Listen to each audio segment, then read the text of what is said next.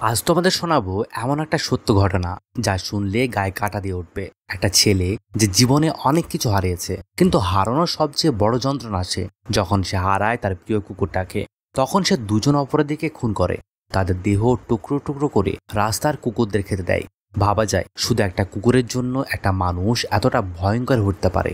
তাই আজকের এই ভিডিওটা শুধু একটা কেস নয়, এটা ভালোবাসা, প্রতিশোধ আর পাগলামির গল্প। তাই শেষ পর্যন্ত ভিডিওটা দেখে নিও, কারণ শেষটা আরো বেশি শকিং। কেরালা পুলিশের ডগ স্কোয়াডের কুকুরদের প্রশিক্ষণ চলছে।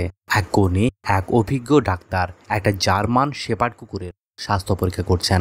ডাক্তার মুখ তুলে বললেন, সবকিছু ঠিকঠাক আছে, শুধু শরীরের তাপমাত্রা একটু বেশি, বিশ্রাম দিলে ঠিক হয়ে যাবে। সঙ্গে থাকা এক পুলিশ সদস্য কুকুরটির কলার ঠিক করে, মাথায় হাত বুলিয়ে বলেন, চলো টেরি, আমাদের আজ একটা বড় দায়িত্ব আছে। দৃশ্য পরিবর্তন, কোচির একটা বিখ্যাত প্রাইভেট মিউজিয়ামে হুলস্থুল কাণ্ড। পুলিশের ব্যারিকেড, মিডিয়ার ক্যামেরা, চিৎকার চেঁচামেচি, রিপোর্টারদের ভিড়। একজন সংবাদ পাঠক রিপোর্ট করছেন, রাত 2টা নাগাদ কোচির বিখ্যাত হেরিটেজ মিউজিয়ামে এক চাঞ্চল্যকর ডাকাতি সংঘটিত হয়েছে। চুরি হয়েছে কয়েকটি বহুমূল্যবান ধাতব বস্তু ও 300 বছরের পুরনো অমূল্য শিল্পকর্ম। অনুমান করা হচ্ছে চুরি হওয়া জিনিস বাজার মূল্য কমপক্ষে 2 কোটি টাকারও বেশি। কেরালা পুলিশের ডগ স্কোয়াড ঘটনাস্থলে পৌঁছায়। টেরি, সেই বিখ্যাত প্রশিক্ষিত কুকুর, ডাকাতের গন্ধ খুঁজে বের করতে প্রস্তুত করা হয়। কিন্তু অদ্ভুত ব্যাপার, টেরিকে প্রিয় বিস্কুট দিলেও সে মুখ তোলে না, চোখে অস্বাভাবিক কিছু আতঙ্ক। 2জন সহযোগী তাকে মিউজিয়ামের ভিতরে নিয়ে যায়। সেখানেই শুরু হয় অদ্ভুত আচরণ। টেরি হঠাৎ গর্জে ওঠে, তার মুখ থেকে অচেনা রকমের শব্দ বেরোতে থাকে। 2জন সহযোগী একে অপরের দিকে তাকিয়ে অবাক দৃষ্টিতে। পর মুহূর্তেই টেরি উন্মত্তের মতো আচরণ করতে শুরু করে। সে এক সহযোগীর হাত কামড়ে বসে, অপরজনের ওপর ঝাঁপিয়ে পড়ে। হঠাৎ ছুটে মিউজিয়ামের ভিতরে ঢুকে পড়ে, তার দৃষ্টিতে এক ধরনের উন্মত্ততা, যেন সে আর নিয়ন্ত্রণে নেই। দৌড়াতে দৌড়াতে সে এক টেবিলের ওপর লাফিয়ে উঠে যায় এবং টেবিলে রাখা একটা পেপার স্ট্যান্ড আচমকা খেয়ে ফেলে। আশেপাশে সবাই হতভম্ব। এই ঘটনার 1 মাস পর অন্য একটা জায়গায় এক সরকারি বাস ধীরে ধীরে এগিয়ে যাচ্ছে কোচি কোর্টের দিকে।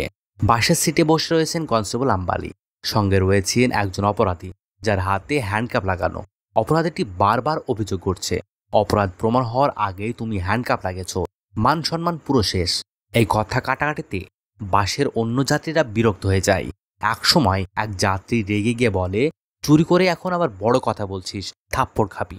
অপরাধীটি উল্টে গালিগালাজ করতে থাকে এবং কনস্টেবলকেও ধমকি দেয়। তখন কয়েকজন যাত্রী মিলিয়ে অপরাধীর গায়ে ধূপধাপ মার শুরু করে। কনস্টেবল আম্বালি বাধা দিতে চেষ্টা করেন, কিন্তু পরিস্থিতি উত্তপ্ত হয়ে ওঠে। কিন্তু কোনোভাবে তিনি সামলে নেন। কোর্টের কাজ শেষ হওয়ার পর আম্বালি ওই অপরাধী একটা হোটেলে খেতে যায়। অপরাধী একটানা বকবক করেই যাচ্ছিল, কিন্তু আম্বালি সেই সব কথায় মন না দিয়ে তার বন্ধু আয়প্পানকে ফোন করে, তবে আয়প্পান ফোন রিসিভ করে না। এরপর আম্বালি রাজু বাসায় ফোন করে তার মেয়েকে বলে, আমি বাড়ি ফিরে তোমার পছন্দের ফোনটা কিনে দেব।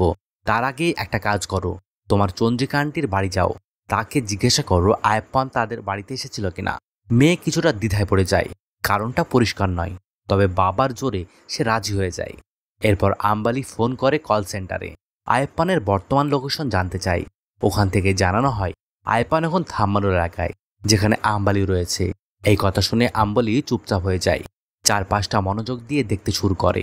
তারপর মেয়েকে ফোন করে বলে, আমি আজ একটু দেরিতে ফিরবো, তোমার মাকে নিয়ে ফোন কিনতে যেও, আমি টাকা ট্রান্সফার করে দিচ্ছি। সিন পরিবর্তন, পুলিশ অফিসার প্রবীণ তার সিনিয়র অফিসার কুরিয়ানকে জানাচ্ছে যে 28 জন অফিসারের ট্রান্সফার অর্ডার এসেছিল, তারা বদলি হয়ে গেছে। আজ আরও 2জনের নাম এসেছে। একজনের সঙ্গে যোগাযোগ রয়েছে, কিন্তু আরেকজনের সাথে কিছুতেই যোগাযোগ হচ্ছে না, আর তার ফোনও বন্ধ। সিনিয়র অফিসার বলে, ঠিক আছে, তাহলে তার বাড়িতে ফোন করে খোঁজ নাও। রাতের দৃশ্য, আম্বালির মেয়ে তার মাকে নিয়ে ফোন কিনতে চায়। তার একটা ফোন পছন্দও করে, কিন্তু পেমেন্টের আগে মেয়ে অনেকবার বাবাকে কল করে। আম্বালি কোনো ফোন রিসিভ করে না। পরদিন সকালবেলা প্রবীণ আম্বালির বাড়িতে ফোন করে। ফোনটি তোলে মেয়ে। সে বলে, রাতে অনেকবার বাবাকে কল করেছিলাম, কিন্তু রিসিভ করেনি, তাই দোকান থেকে পুলিশ স্টেশনে ফোন করেছিলাম। প্রবীণ জিজ্ঞাসা করে, তোমার বাবা কোথায় গিয়েছে, কিছু বলেছিল? মেয়ে উত্তর দেয় না। প্রবীণ বলে, ঠিক আছে, যদি সে ফোন করে বা বাড়িতে আসে তাহলে আমাদের পুলিশ স্টেশনে যোগাযোগ করতে বলো। পরবর্তী দৃশ্য, কুরিয়ানের কাছে নোবেল নামের এক অফিসার আসে। কুরিয়ান বলেন, আজ একজন অফিসারের ট্রান্সফার অর্ডার এসেছিল, কিন্তু গত রাত থেকেও তার কোনো খোঁজ পাওয়া যাচ্ছে না। পরিবারে বলছে তার সঙ্গে কোনো যোগাযোগ নেই। কথোপকথনের মাঝখানে থানায় আসেন সুনীল নামের এক অফিসার। সুনীলও এই থানায় কাজ করতেন, তবে এখন ট্রান্সফার হয়ে গেছে। কুরিয়ান সুনীলকে ডেকে আম্বালির বিষয়ে জিজ্ঞাসা করেন এবং পুরো ঘটনা বিস্তারিত ব্যাখ্যা দেন। সুনীল বলেন, আম্বালি এমন লোক না যে ফোন রিসিভ করবে না। আমি জানি সে একজন অপরাধীকে কোর্টে নিয়ে গেছিল, কিন্তু ওই অপরাধীর তো সেদিনই জামিন হয়ে গেছে। কুরিয়ান তখন বলে, তাহলে ওই কেসের উকিলের নাম্বার খুঁজে বের করো, তার সঙ্গে কথা বললে হয়তো কিছু তথ্য পাওয়া যাবে। সুনীল তখন আম্বালির নাম্বারে ফোন দেয়, কিন্তু কেউ ফোন রিসিভ করে না। এরপর দেখানো হয় আম্বালির মোবাইল ফোনটি পড়ে আছে একটা ড্রেনে, কিন্তু আশেপাশে আম্বালির কোনো চিহ্ন নেই। এখান থেকে সিন যায় ফ্ল্যাশব্যাকে। সে ডগ শেল্টার দেখানো হয়, যেখানে টেরি নামের কুকুরটির চিকিৎসা চলছিল। এক নারী পশু চিকিৎসক তার চিকিৎসা শুরু করেছিলেন। পেটের দিকে হাত দিতেই কুকুরটি হঠাৎ মহিলা ডাক্তারকে লাথি মারে। ডাক্তার বলেন, মনে হচ্ছে ও কিছু খেয়ে ফেলেছে, এক্সরে করে দেখতে হবে। সে ডগ শেল্টারে দেখা যায় আয়প্পানকে। সে এখানে ড্রাইভারে কাজ করে এবং পাশাপাশি ছোটখাটো কাজেও সাহায্য করে। প্রবীণ উকিলকে ফোন করে জানতে যায় আম্বালির কোথায় যাওয়ার কথা ছিল। উকিল জানায়, কাজ শেষ করে আম্বালি বলেছিল বাড়ি যাবে। থাম্মানোর বাসস্টপ থেকে বাস ধরেছিল। আমি নিজেই তাকে বাসস্টপে নামিয়ে দিয়েছিলাম। প্রবীণ আশ্চর্য হয়ে প্রশ্ন করে, ওর বাড়ি এদাভিলাই, তাহলে থাম্মানো থেকে বাস কেন ধরবে? উকিল উত্তর দেয়, কারণ থাম্মানোতে একটা লটারি বিক্রেতা আছে। আম্বালি প্রতিদিন সন্ধ্যাবেলায় ওর কাছ থেকে লটারি কিনত। যাই হোক না কেন, ওই অভ্যাস ওর আছে। এই তথ্য শোনার পর প্রবীণ পুরো বিষয়টা কুরিয়ানকে জানায়। কুরিয়ান বলে, সুনীল, তুমি কয়েকদিনের জন্য থেমে থাকো, তোমার প্রয়োজন হতে পারে। এখন তুমি প্রবীণকে সঙ্গে নিয়ে ওই লটারি বিক্রেতার কাছে যাও এবং খোঁজ নিয়ে আসো। সুনীল ও প্রবীণ যখন লটারি বিক্রেতার কাছে যায়, সে জানায় আম্বালি স্যার প্রতিদিন 25টার মতো লটারি কিনতেন, কিন্তু গতকাল একটাও কেনেননি। টিকিট দেখার সময় একটা ফোন আসে। ফোনে কথা বলতে বলতে উনি চলে যান। বাইপাস রোডে আরেক লটারি বিক্রেতা জানায় আম্বালি স্যার ফোনে কথা বলছিলেন। হঠাৎ এক গাড়ির দিকে তাকান। আমি তাকে ড্রপ করার কথা বললে উনি রাজি হননি। কিছুক্ষণ পর একটা অটো ধরে চলে যান। পরে দেখি একটা গাড়ি ওই অটোকে ফলো করছে। সুনীল জিজ্ঞাসা করে, গাড়ির রং আর মডেল মনে আছে? লোকটি উত্তর দেয়, নীল রঙের গাড়ি, মডেল ছিল ভেরিয়েন্ট ডিলাইট প্লাস, কিন্তু নাম্বার প্লেট খেয়াল করেনি। এরপর সুনীল অটো স্ট্যান্ডে গিয়ে সেই অটো ড্রাইভারকে খুঁজে বার করে। অটো ড্রাইভার বলে, আম্বালি স্যার আমার অটোতেই উঠেছিলেন। কিছু দূর যাওয়ার পর আমাকে থামতে বললেন। তারপর একটা গাড়ির কাছে যান, বাইরে কিছুক্ষণ কথা বললেন, তারপর গাড়িতে উঠে চলে যান। সুনীল আবার জিজ্ঞাসা করে, গাড়ির রং আর মডেল মনে আছে? ড্রাইভার জানায়, নাম্বার মনে নাই, কিন্তু গাড়িটির রং নীল ছিল আর গাড়ির গায়ে স্টিকার লাগানো ছিল, যেমনটা ভাড়ার গাড়িতে থাকে। এরপর দেখা যায় একটি নীল রঙের গাড়ি একটা নির্জন জায়গায় দাঁড় করানো। একজন অজ্ঞাত ব্যক্তি গাড়ি পরিষ্কার করছে। গাড়ির ভিতরে রাখা মোবাইলে কেস সংক্রান্তই খবর চলছিল। অন্যদিকে পুলিশ আম্বালির মোবাইল ট্রেস করে এবং মোবাইলটি উদ্ধার করা হয়। এই ঘটনাস্থলে সদ্য যোগদান করা এসআই নোবেল উপস্থিত হন। অফিসার নোবেল কুরিয়ানকে জানান, স্যার মোবাইল পাওয়া গেছে, কিন্তু রাস্তা থেকে ড্রেনের দূরত্ব অনেকটা। ফোনটা এমনিতে সেখানে পড়া সম্ভব না। আমার ধারণা এটি গাড়ি থেকে ছুঁড়ে ফেলা হয়েছে। এই কথোপকথনের পর পাশে থাকা এক কনস্টেবল বলে, স্যার আমার মনে হলো ফোনের পিছনে রক্ত লেগে আছে, ল্যাবে গেলেই বোঝা যাবে কার রক্ত। এদিকে ডিজিপি স্যার পুলিশ স্টেশনে আসেন। তিনি কুরিয়ানকে কেস বিষয়ে আপডেট জানতে চান। উত্তরে কুরিয়ান বলেন, যে ফোনটা পাওয়া গেছে সেটা ল্যাবে পাঠানো হয়েছে, মোটামুটি 4টের মধ্যে রিপোর্ট পাওয়া যাবে। এই কেবিনে অফিসার নোবেলকে ডাকা হয়। ডিজিপি তাকে দেখে রাগান্বিত কণ্ঠে বলে, ফোন পেয়ে সোজা এখানে আসার দরকার কি ছিল? ল্যাবে গিয়ে রিপোর্ট নিতে কি অসুবিধা ছিল? কার ভরসায় ফোন রেখে এসেছ? নোবেল নরম সুরে বলে, স্যার ফোন থেকে তথ্য বার করা হয়েছে, অনেক খারাপ লোকেদের সঙ্গে যোগাযোগ ছিল তার। ডিজিপি বলে, চুপ থাকো, তুমি তো ঘটনাস্থলে যাচ্ছই না, শুধু বাইরে ঘুরে রিপোর্ট দাও। এইভাবে কাজ চলে না। আমি অলরেডি ল্যাবে রিপোর্ট পেয়ে গেছি। ফোনের পিছনে রক্ত পরীক্ষা করে জানা গেছে সেটি আম্বালি রক্ত। সে আরো বলে, পুলিশ স্টেশনে বসে না থেকে আম্বালির বাড়িতে গিয়ে তথ্য সংগ্রহ করো। সবার সামনে এই অপমান হিরোর জন্য লজ্জার কারণ হয়ে দাঁড়ায়। তখন নোবেল চুপচাপ স্টেশন থেকে বেরিয়ে যায়। সাজু নামের অফিসারকে সঙ্গে নিয়ে আম্বালির বাড়িতে যাচ্ছিল। রাস্তায় সে অন্য অফিসারকে বলে, ডিজিপি স্যার কারণ ছাড়াই চিৎকার করছেন, ল্যাবে যেতে হবে সেটা কেউ আমাকে ইনফর্ম করেনি। কিছু সময় পর তারা আম্বালির বাড়িতে পৌঁছায়। মেয়ে এবং স্ত্রীর সঙ্গে কথা বললে জানা যায় আম্বালি শেষবার আয়েপ্পানের কথা বলেছিল। আয়েপ্পান হলো আম্বালির প্রথম স্ত্রীর স্বামী। সে অনেকবার জেলে গিয়েছে নানা কারণে।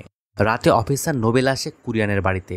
কুরিয়ান বলছিল আয়েপ্পান একজন চোর ছিল, তার নামে অনেক এফআইআর মামলা ছিল। বয়স বাড়ার সঙ্গে সঙ্গে সে বিভিন্ন জায়গায় ড্রাইভারে কাজ করত। বর্তমানে সে রিটায়ার্ড পুলিশ ডগ শেল্টারে কাজ করছিল। নোবেল বলে, স্যার, আমি ওই ডগ শেল্টারে খোঁজ নিয়ে দেখেছি। সে গত 2 বছর ধরে সেখানে ছোটখাটো কাজ এবং ড্রাইভিং করত, কিন্তু গত সপ্তাহ থেকে তাকে আর দেখা যাচ্ছে না। তাই তার খোঁজ নিতে তার বাসায় যাই। তার স্ত্রী তাদের বিয়ে এবং আম্বালির তাদের সম্পর্ক সবকিছু বলে, কিন্তু আয়পান কোথায় আছে সে জানায় না। নোবেল কুরিয়ানকে বলছিল, কল রেকর্ড চেক করে জানা যায় 1 সপ্তাহে আম্বালি অনেকবার আয়পানকে কল করেছিল। আসলে আম্বালি রাজু আয়পানকে খুঁজছিল, অনেকবার তাকে ফোন করেছিল। সাইবার ডিপার্টমেন্ট থেকে আয়পান ফোন নম্বর ট্র্যাকও করেছিল। আমরা যখন রাজুর কল হিস্ট্রি চেক করি তখন দেখি গত 10 দিন কর্ণাটক থেকে তাকে বহুবার ফোন এসেছিল। ঠিক তেমনই গতকাল সন্ধ্যায় তার আয়প্পানের মোবাইল থেকে রাজুকে একটা মেসেজ করেছিল। তাতে লেখা ছিল ব্লুরিয়ন বাইপাস সড়ক। সম্ভবত আমার রাজু বাইপাস রোডে ওই গাড়িটা খুঁজতে গেছিল। কোরিয়ান বলে, একটা টিম বানিয়ে ওই আয়প্পান এবং গাড়িকে খুঁজে বার করো। সিন শিফট হয় ওই ডগ শেল্টারে। সেখানে শেল্টারটির ইনচার্জ একজন কর্মীকে এসে ডাকে। ইনচার্জ বলে, রিজু কিছু পুলিশ ফোন করেছিল, তারা আয়প্পানের সম্পর্কে জানতে চাইছে। মনে হচ্ছে তারা আজ বা কাল এখানে এসে পড়বে। তুমি সাবধানে থাকবে, বাকিদের সতর্ক করবে। তাড়াহুড়ো করে কিছু বলো না, আমি সামলে নেব। ঠিক তখনই আমরা একটা চমকে যাওয়ার মতো তথ্য জানতে পারি। রিজু যখন ওই কথাগুলো বলছিল সে তখন একটা কবরের পাশে দাঁড়িয়েছিল। কবরটা ছিল ওই ডগ শেল্টার হোমের ঠিক পিছনে। বোঝা যায় এই শেল্টারের পিছনে গোপনে কাউকে কবর দেওয়া হয়েছে। এরপর গল্পটা চলে যায় অতীতে, এক স্কুল ছাত্রের জীবনে। ছেলেটির নাম তখনও জানানো হয়নি। প্রতিদিন লাঞ্চ টাইমে একটা কুকুর তার কাছে আসতো। কুকুরটা যেন তার একমাত্র বন্ধু। ছেলেটির নিজের খাবার ভাগ করে দিত কুকুরটার সঙ্গে, আর ওরা একসঙ্গে খেত। তাদের বন্ধুত্বটা ছিল খুব গভীর। একদিন স্কুল মাঠে খেলার সময় হঠাৎ একটা বল ছেলেটির দিকে গড়িয়ে আসে। কুকুরটি মজা করে সেই বল নিয়ে মাঠে দৌড়াতে থাকে। এই দৃশ্য দেখে অন্য কয়েকজন ছাত্র বিরক্ত হয়ে যায় এবং কুকুরটিকে পাথর ছুঁড়ে মারে। নিজের প্রিয় কুকুরকে পেটাতে দেখে ছেলেটি ভীষণ রেগে যায়। সে একের পর এক ছেলেদের মারতে থাকে। একটা হাই লেভেলের ফাইট শুরু হয় স্কুল মাঠে। এই মারামারির পর স্কুলের হেডমাস্টার এসে তাকে থামায় ও শাস্তি দেয়। তখন ছেলেটিকে বলে, তোর বাপ যেমন ছিল তুই ঠিক তেমনই হয়েছিস, হিংস্র আর বদমেজাজি। এই কথা শুনে ছেলেটির চোখে জল চলে আসে, কিন্তু সে কিছুই বলে না। তখন তার প্রিয় কুকুরটি আসে। মুহূর্তের মধ্যে তার মুখ হাসিতে ভরে যায়। গল্প ফিরে আসে আবার বর্তমান সময়ে। সুনীলের স্ত্রী ও ছোট মেয়ে তার জন্য অপেক্ষা করতে থাকে। তাদের বাসার সব জিনিসপত্র গুছিয়ে ফেলা হয়েছে, কারণ ওরা অন্য জায়গায় যেতে চলেছে। সুনীলের স্ত্রী তাকে ফোন করে জানতে চায়, তুমি কখন আসবে? আমরা তো রেডি। সুনীল তখন জানায়, তোমরা আগে বেরিয়ে পড়ো, আমি একটা কাজ সেরে চলে আসবো। কুরিয়ান আমাকে একদিন থাকতে বলেছে। কুরিয়ান ও নোবেল অপেক্ষা করছিল। পুলিশ অফিসাররা অজয় নামের একজন সন্দেহভাজনকে চুপচাপ ধরে এনে তাদের সামনে বসায়। এখানে জানা যায় কয়েকদিন আগে আম্বালি রাজু অজয়ের সঙ্গে একটা চুক্তি করেছিল। এই চুক্তির বিষয় ছিল মাটি খোঁড়া, যেটা একটা বড় সিন্ডিকেট বা মাফিয়া চক্রের অংশ। এই চুক্তির সঙ্গে আরও একজনের যুক্ত ছিল, তার নাম মিথিলাজ। কিন্তু শেষ পর্যন্ত চুক্তি অজয়কে পেয়ে যায়, আর সেটাই তাকে সন্দেহের মুখে ফেলে। অফিসার কুরিয়ান অজয়কে জিজ্ঞাসা করে, এই মাটি খোঁড়ার ডিলিং রাজু কত কমিশন ছিল? অজয় একটু বিরক্তির সঙ্গে উত্তর দেয়, রাজু স্যারকে কেউ কিনতে পারে না, উনি ঘুষ খাওয়ার লোক না। ওনার বাড়ি দেখেছেন তো? এত সোজাসাপটা জীবন, যদি ঘুষ খেতেন তাহলে এত বড় বড় বিল্ডিং থাকতো, দামি গাড়ি থাকতো। কুরিয়ান এবার তথ্য তুলে ধরে, আমরা রাজুর কল রেকর্ড চেক করেছি, ওখানে কর্ণাটকের একটা নাম্বার পাওয়া গেছে। একই নাম্বার মিথিলাজের কল হিস্ট্রিতে আছে।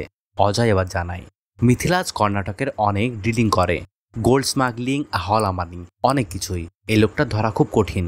ঠিক তখনই নোবেল খবর পায় মিথিলাজ স্বেচ্ছায় ক্রাইম ব্রাঞ্চে গিয়ে আত্মসমর্পণ করেছে। তবে পুলিশ এখন এটা অজয়কে জানায় না, কারণ অজয় ও মিথিলাজ পরস্পরের চরম শত্রু। অন্যদিকে আলোভা অঞ্চলে পুলিশ অফিসার মনোজকে দেখা যায়। তার হেফাজতে 3 জন অজ্ঞাত পরিচয় ব্যক্তি। মনোজের সিনিয়র তাকে বলে, মামলাটা মিটে না যাওয়া পর্যন্ত মিডিয়াকে কিছু বলবে না, সব গোপন রাখো। এই 3 জনকে পুলিশ ক্লাব নামের একটা জায়গায় রাখা হয়। এরপর অফিসার নোবেল সেখানে পৌঁছায়। মনোজ ও নোবেল আগে থেকে পরিচিত। নোবেল জানতে চায় এই 3 জন আসলে কারা। মনোজ ব্যাখ্যা করেন, গতকাল রাত 12টার সময় আমরা পেট্রোলিং করছিলাম, একটা গাড়ি থামাই, সেটা ব্যাঙ্গালোর থেকে কেরালার দিকে আসছিল। গাড়ি 3 জন বলে তারা কর্ণাটকের পুলিশ অফিসার। বলল একজন সাসপেক্টকে ধরতে এসেছে, যার বিরুদ্ধে ফাইন্যান্সিয়াল ফ্রডের অভিযোগ আছে, কিন্তু তারা সাসপেক্টের নাম বলতে চায় না। মনোজের সন্দেহ হয়, সে গাড়ি চেক করে এবং 20 লক্ষ টাকা পায়। জিজ্ঞাসাবাদে জানা যায় 10 লক্ষ টাকা মিথিলাজ দিয়েছে আর 10 লক্ষ টাকা আম্বালি রাজু দিয়েছে। নোবেল জানায় মিথিলাজ তো আগে সিবিআই অফিসে আত্মসমর্পণ করেছে। মনোজ জিজ্ঞাসা করে সে কেন আত্মসমর্পণ করলো। নোবেল জানায় বাইরে থাকলে গ্যাং মেরে ফেলতো, জেলে থাকাটা ওর জন্য নিরাপদ। নোবেলের একটা টিম মেম্বার গিয়ে ডগ শেল্টারে আয়পান সম্পর্কে কিছু জিজ্ঞাসা করে, কিন্তু সেখানে কিছুই জানা যায় না। ডগ শেল্টারের লোকজন চুপচাপ রহস্যজনক আচরণ করে। এরপর কুরিয়ান সিবিআই অফিসে গিয়ে মিথিলাজের সঙ্গে দেখা করে, প্রশ্ন করে শুনেছি রাজু মিডিয়েটরের কাজ করছে, এতে তুমি খুশি না? মিথিলাজ একটু ভেবে উত্তর দেয়, হ্যাঁ স্যার, ডিলটা আমার পাওয়ার কথা ছিল, কিন্তু রাজু স্যার সেটা অজয়কে দেয়। তবে তিনি আমাকে আর একটা ভালো অফার দিয়েছিলেন।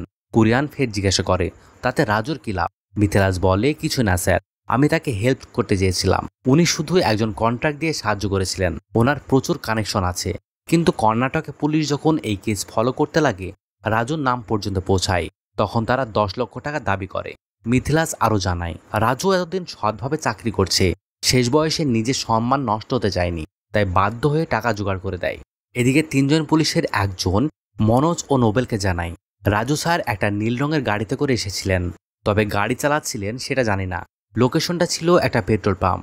নোবেল এবার প্রবীণ নামের এক টিম মেম্বারকে ফোন করে বলে একটা পেট্রোল পাম্পে সিসিটিভি ফুটেজ দেখো, ওই নীল গাড়িটা কোথায় গেছে সেটা চেক করো। পুলিশ তখন থেকে ওই পেট্রোল পাম্প ও আশেপাশের খোঁজ শুরু করে। পুরো রাত ধরে তদন্ত চলে, তবু গাড়িটির কোনো খোঁজ পাওয়া যায় না। সকালবেলা যখন মিউনিসিপ্যাল কর্মীরা কোচির এক ব্যস্ত রাস্তায় পরিচ্ছন্নতার কাজ করছিল, হঠাৎ এক মহিলা চিৎকার করে ওঠেন, রাস্তার পাশে পড়ে আছে একটা রক্তমাখা কাটা আঙুল। দৃশ্যটা এতটাই ভয়াবহ যে আশপাশে তাকে সবাই থমকে যায়। সঙ্গে সঙ্গে মহিলা পুলিশে খবর দেন। মুহূর্তের মধ্যে ঘটনাস্থলে পৌঁছায় পুলিশ বাহিনী। তারা জায়গাটা ঘিরে ফেলে এবং ফিঙ্গারপ্রিন্ট এবং অন্যান্য প্রমাণ সংগ্রহ করতে শুরু করে। সিনটি আবারও ফ্ল্যাশব্যাকে যায়।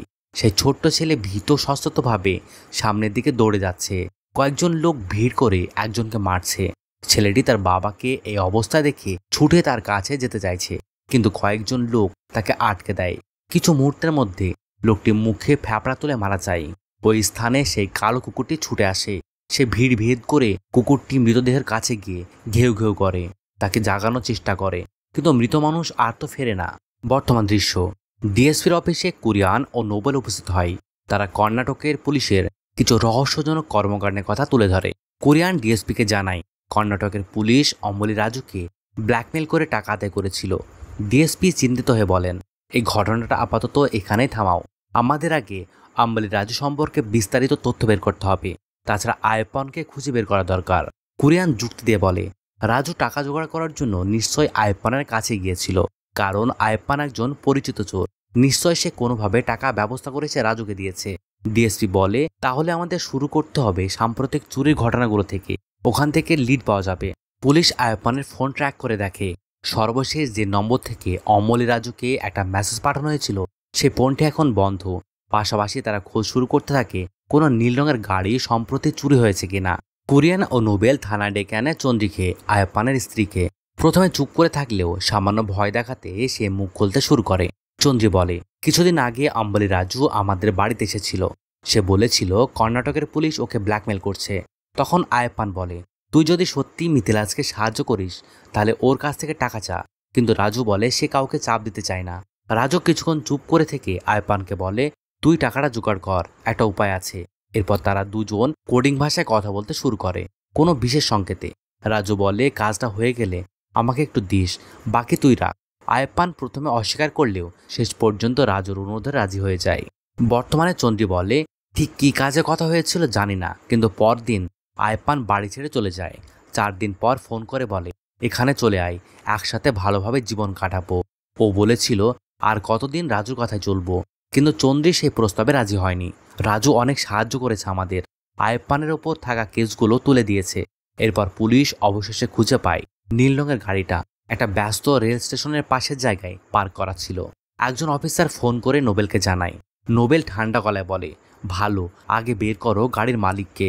রাস্তায় পাওয়া আঙুলের রিপোর্টে জানা যায় আঙুলটি কারো মৃত্যু বা হামলার পরে কাটা হয়েছে, জীবন্ত অবস্থায় না।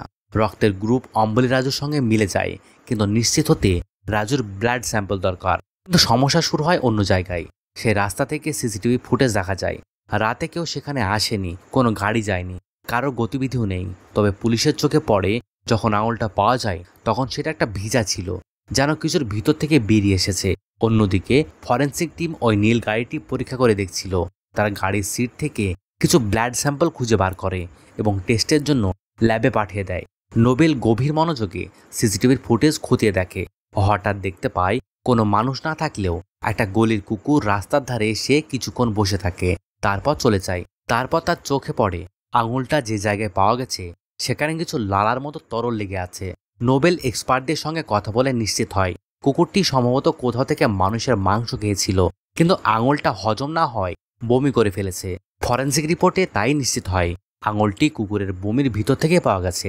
এমনকি এক্সপার্ট বলেন এই আঙুলটা কুকুর খাওয়ার মাত্র 10 মিনিটের মধ্যে বেরিয়ে এসেছে, মানে ঘটনাস্থল থেকে দূরে নয়। নোবেল এবার মনোজকে একটা আইডিয়া দেয়, এই কুকুরটা যেখানে বমি করেছে ওখান থেকে তার চলার পথ ট্র্যাক করা যায় সিসিটিভি দিয়ে।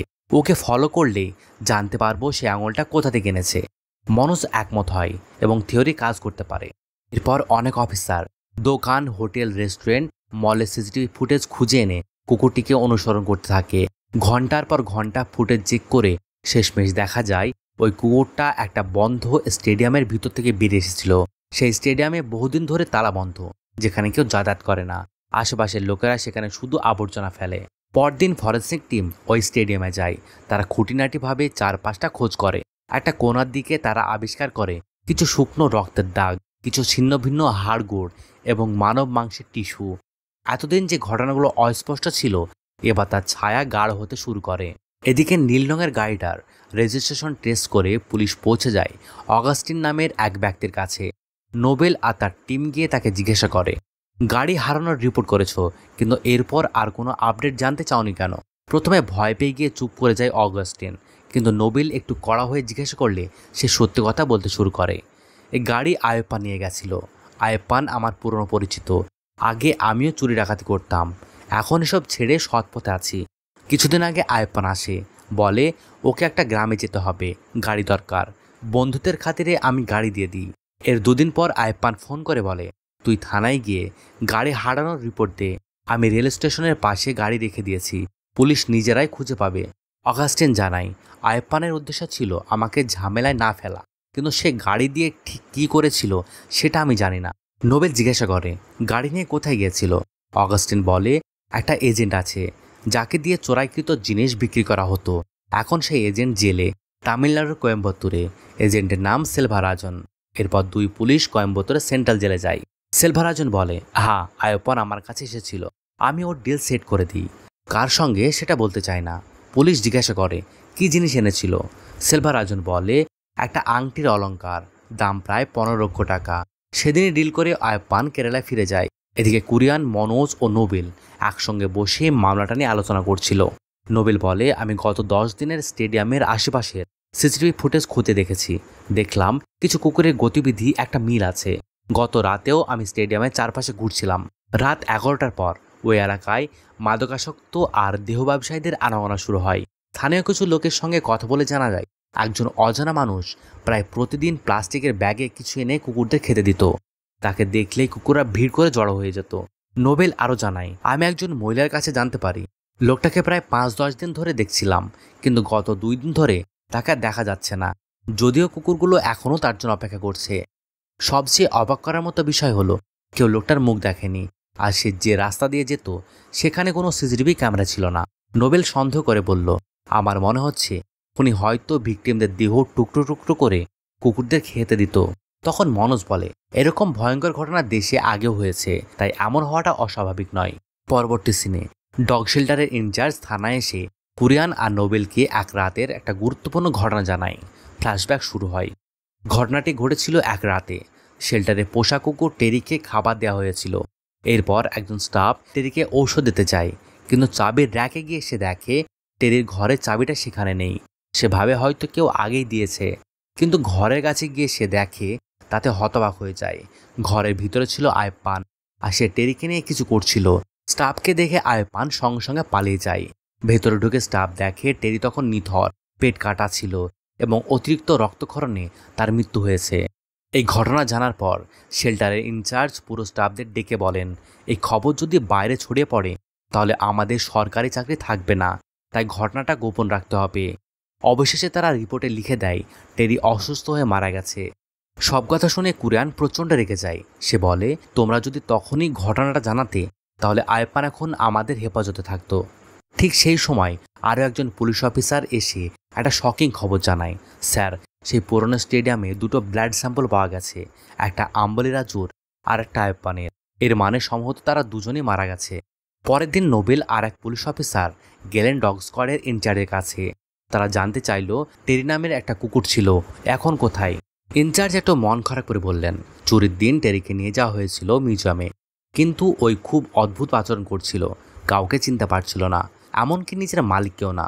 পরে জানা যায় টেরির আলজেমায়ের হয়েছে, স্মৃতি হারিয়ে ফেলেছিল, তাই আমরা ওকে ডগ শেল্টারে পাঠাই। আমি একদিন গিয়ে দেখে এসেছিলাম, অবস্থা খুব খারাপ ছিল। তারপর শুনি টেরি মারা গেছে। এই কথা শুনে নোবেল বলে, আমি মিউজিয়ামে ছবি আর টেরির ভিডিও ক্লিপ দেখতে চাই। সব ছবি একসাথে নিয়ে নোবেল একটা একটা করে সব দেখতে শুরু করে। এরপর কুরিয়ান এবং নোবেল ওই পশু ডাক্তারকে জেরা করেন। ডাক্তার বলেন, চুরির পর টেরিকে আমার কাছে আনা হয়, ও কিছুই মনে করতে পারছে না, কি খাবে কি না খাবে কিছুই বুঝতে পারছে না। আমি ওর এক্স রে করি, তখন দেখি ওর পেটের মধ্যে পিন হোল্ডার, কাচের টুকরো, এমনকি গোল একটা বস্তু আছে, হয়তো কোনো রিং। শুনেছি মিউজিয়াম থেকে একটা প্রাচীন রিং চুরি হয়েছে, হয়তো সেটাই সে গিলে ফেলেছে। আমি ভেবেছিলাম অপারেশন করব, কিন্তু তখন খুব অসুস্থ ছিল সে, আর সরকারের অনুমতি ছাড়া অপারেশন করা যেত না। তখন মনে হলো, এত কষ্টে থাকা কুকুরটাকে নিয়ে কে আর এত ঝামেলা করবে। এর মধ্যে টেরি মারা যায়। কুরিয়ান তখন সেই পশু ডাক্তারের কাছে জিজ্ঞাসা করলো, ডাক্তার, আয়প্পান নামে একজন এখানে কাজ করত, ওর ব্যাপারে কিছু জানেন? ডাক্তার মাথা নেড়ে বললেন, হ্যাঁ, আয়প্পান এখানে ড্রাইভারে কাজ করত। 6 বছর ধরে আমাকে অফিস থেকে বাড়ি আর বাড়ি থেকে অফিস নিয়ে যেত। তবে সম্প্রতি একটা খবর শুনেছি, অনেকে বলছে টেরিকে মারার পিছনে আয়পানের হাত ছিল। এই কথা শুনে নোবেল একটু চুপ করে গেল। এরপর সে বাড়ি ফিরে নিজের পোষা কুকুরটার সঙ্গে সময় কাটাতে লাগলো। হঠাৎ তার মাথায় একটা কথা এলো। সে তাড়াতাড়ি প্রবীণকে ফোন করে বলল, আমাকে টেরির হ্যান্ডেলারদের সম্পর্কে সব তথ্য দাও, যারা ওর দেখাশোনা করত। পরদিন নোবেল আর প্রবীণ একসঙ্গে গেলেন সুধি নামের একজন প্রাক্তন হ্যান্ডেলারের সঙ্গে দেখা করতে। সুধি অনেক কথা বললেন। মিউজিয়ামের ঘটনার পর আমাকে 6 মাসের জন্য সাসপেন্ড করতে হয়। জানেন তো, সাধারণত একটা সার্ভিস কুকুর 8 বছর পর্যন্ত কাজ করে, তারপর কুকুর আর হ্যান্ডেলার একসঙ্গে রিটায়ার্ড হয়। আবার যদি চাকরিতে ফিরতে হয় তবে নতুন কুকুরের সঙ্গে হরিয়ানায় গিয়ে 9 মাস ট্রেনিং নিতে হয়। কিন্তু সত্য বলতে আমি আর নতুন কুকুরের সঙ্গে সে আগের মতো সম্পর্ক গড়ে তুলতে পারবো না। টেরির সঙ্গে আমার স্পেশাল একটা বন্ড ছিল। অনেক হ্যান্ডেলার রিটায়ারের পর তাদের কুকুরকে দত্তক নিয়ে নেয়। টেরির আরেকজন হ্যান্ডেলার ছিল জাসমিন, সে টেরিকে দত্তক নিতে চেয়েছিল, কিন্তু তখন টেরির অবস্থা খারাপ হয়ে যাচ্ছিল। ও আর কাউকে চিনত না, যা পাচ্ছিল খেয়ে ফেলছিল। নোবেল প্রশ্ন করে, টেরির এই ভুলে যাওয়া বিষয়টা কবে আন্দাজ করেছিলে? সুধি বলে, জাসমিন আসলে আগেই টেরির সমস্যার টের পেয়েছিল। আমরা কয়েক মাস আগেই একটা নকশাল এলাকায় গিয়েছিলাম। সেখানে টেরি হঠাৎ করে একটা বোমা মুখে তুলে নিয়েছিল, সামান্য চাপ দিলেই ফেটে যেত। তখন জাসমিন বুঝে যায় টেরির সমস্যা হচ্ছে, কিন্তু সে যদি কর্মকর্তাদের জানাতো তাহলে টেরিকে সার্ভিস থেকে বাদ দেওয়া হতো, এমনকি জাসমিন নিজের চাকরিটাও ঝুঁকির মুখে ফেলতো। নোবেল জিজ্ঞাসা করে, আর এখন জাসমিন কোথায় আছে? সুধি তার ঠিকানা দিল, বলল সে একা থাকে, মাঝে মাঝে কথা হয় ফোনে, আপনি চাইলে আমি ফোন করে দিই। নোবেল পুলিশের একটা টিমকে সেই ঠিকানায় গিয়ে খোঁজ নিতে পাঠায়, কিন্তু সেখানে তারা জাসমিনকে পায় না। এমনকি বাড়ি দেখে মনে হচ্ছে কেউ সেখানে বসবাস করে না। স্থানীয় লোকেরা বলল অনেকদিন হলো জাসমিন এখানে আসেনি। তখন নোবেল বলল, ওকে একবার ফোন করো, স্পিকারে রাখো। এবার সুধি ফোন করে জাসমিনকে। সুধি তার খোঁজ খবর নিচ্ছিল। ওপাশ থেকে জাসমিন বলল, আমি তো নিজের বাড়িতে আছি, সব ঠিক আছে, এই বলে সে ফোন কেটে দেয়। নোবেল তখন বুঝে যায় ও মিথ্যা বলছে। সে আবার কল করতে বলে। সুধি আবার কল লাগায়, কিন্তু এবার ফোন বন্ধ। নোবেল তখন সিদ্ধান্ত নিল, এত কিছু লুকোনো মানে ওর বিরুদ্ধে কিছু না কিছু আছে। সে সঙ্গে সঙ্গে ফোন ট্র্যাক করার নির্দেশ দেয়। কিছু সময় জানা গেল জাসমিন এখন এন্ডাকলম এলাকাতে আছে। নোবেল তখন একটা টিম নিয়ে সেই জায়গার দিকে রওনা দিল। ঠিক সেই সময় আরেকজন পুলিশ অফিসার নোবেলকে ফোন করলো।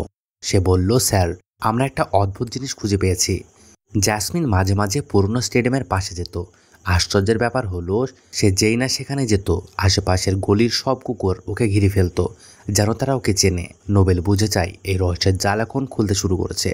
এদিকে এর্নাকুলাম যাওয়ার পথে এখন শুধু নোবেল নয়, শুধু তার সঙ্গে আছে। গাড়িতে বসে সুধি হঠাৎ করে জাসমিনের কথা বলতে শুরু করে। সে বলে, মিউজিয়ামের ঘটনার পর যখন আমাদের দুজনকে সাসপেন্ড করা হয়, তখন একদিন জাসমিন আমার কাছে এসেছিল। খুব মন খারাপ ছিল ওর। বলছিল আমি টেরিকে খুব ভালোবাসি। যখন ডগ স্কোয়াডে এলাম তখন টেরি আমার প্রথম সঙ্গী ছিল। আমার পরিচয়টা তখন ছিল ওর সঙ্গে। সবাই বলতো এই যে টেরির জ্যাসমিন আসছে, কিন্তু এখন সে টেরি আমাকে চিনতে পারছে না। শুধু একটু চুপ করে থেকে আবার বলল, টেরির অবস্থা এত খারাপ জেনেও জ্যাসমিন হাল ছাড়েনি। সে বলেছিল ডগ স্কোয়াডের ইনচার্জের কাছে গিয়ে বলবে যেন তাকে টেরিকে দত্তক নিতে দেওয়া হয়। বলেছিল আমি ওর যত্ন নেব, চিকিৎসা করাবো, একা একা ফেলে দিতে পারি না। পরের দিন ঠিক যেরকম বলেছিল জ্যাসমিন স্যারের কাছে গেল, কিন্তু বাবু স্যার বললেন এই অবস্থায় টেরিকে দত্তক দেওয়া সম্ভব নয়, ওর চিকিৎসা চলছে, আর তুমি তখন সাসপেন্ড। টেরি তো তোমাকে চিনতে পারছে না, তুমি কিভাবে ওকে সামলাবে?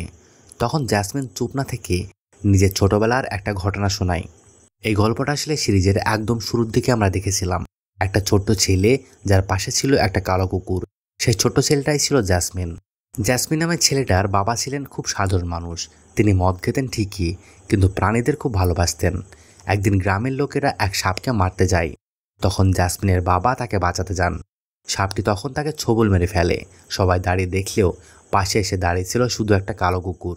সেই কুকুরটা ছিল জ্যাসমিনের খুব প্রিয়। একদিন জ্যাসমিন জানতে পারে টেরির অবস্থা খুব খারাপ, তাই সে ডগ শেল্টারে যায়। কিন্তু সেখানে গিয়ে জানতে পারে টেরির আগের রাতেই মারা গেছে। এক মহিলা ডাক্তার তাকে বলেন আয়াপ্পা নামের একজন টেরিকে মেরে ফেলেছে। এই খবর শুনে জ্যাসমিন ভেঙে পড়ে। টেরির কবরের পাশে গিয়ে চুপচাপ দাঁড়িয়ে থাকে এবং কাঁদতে থাকে। কিছুদিন পর জ্যাসমিন নিখোঁজ হয়ে যায়। পুলিশ জায়গাটা খুঁজে বের করে যেখানে ওর ফোন শেষবার চালু ছিল। সেখানকার একটা বাড়িতে গিয়ে দেখে জ্যাসমিন গলায় দড়ি বেঁধে আত্মহত্যা করার চেষ্টা করছে। সৌভাগ্যবশত তখনও সে বেঁচে ছিল। পুলিশরা দ্রুত তাকে হাসপাতালে নিয়ে যায়, কিন্তু জ্যাসমিন একটাও কথা বলে না। পুলিশ কেস ক্লোজ করতে গিয়ে তদন্ত বের করে ঘটনার পিছনে ছিল অনেক বড় চক্রান্ত। একজন কনস্টেবল ছিল যার নাম অম্বলি রাজু। তার বড় বড় অপরাধীদের সঙ্গে যোগাযোগ ছিল। কর্ণাটক পুলিশ একবার একটা ফ্রড কেসে কেরালা এসে রাজুর নাম পায়। তারা রাজুকে ব্ল্যাকমেল করে 20 লক্ষ টাকা না দিলে সাসপেন্ড করবে। রাজুর কাছে টাকা ছিল না, সে সাহায্য চায় আয়প্পানের কাছে। তখনই প্ল্যান হয়, একটা চুরি হওয়ার রিং একটা কুকুরের পেটে আছে, সেটা বের করতে হবে। আয়প্পান তখন ডগ শেল্টারে কাজ করত। রাজু আর আয়প্পান মিলে টেরিকে মেরে রিংটা বের করে, আর সেটি বেচে টাকা পায়। পরদিন জ্যাসমিন টেরির খোঁজ নিতে গিয়ে জানতে পারে ওই মৃত্যুর জন্য দায়ী আয়প্পান। তখন জ্যাসমিন রাগে দুঃখে আয়প্পানকে কিডন্যাপ করে খুন করে, তার দেহ কুকুরদের খাইয়ে দেয়। পরে রাজুকেও এইভাবে মেরে ফেলে, কারণ সেও দোষী ছিল। এ হত্যার প্রমাণ মেলে যখন একটা কুকুর রাজুর একটা আঙুল খেয়ে রাস্তায় বমি করে। সেখান থেকে পুলিশ ক্লু পায়। জ্যাসমিন বুঝে যায় পুলিশ আসছে, তাই আত্মহত্যা করতে যায়, কিন্তু শেষমেশ পুলিশ তাকে বাঁচিয়ে ফেলে। জাস্ট একটা কুকুরের জন্য জ্যাসমিন দুজন মানুষকে মেরে ফেলেছিল। এটাকে বলে অসাধারণ ভালোবাসা। মুভিটি কেমন লাগছে কমেন্ট করে অবশ্যই জানাবে, আর ভালো লাগলে একটা লাইক অবশ্যই দেবে। আবার দেখা হবে নেক্সট একটা মুভির গল্পের সঙ্গে।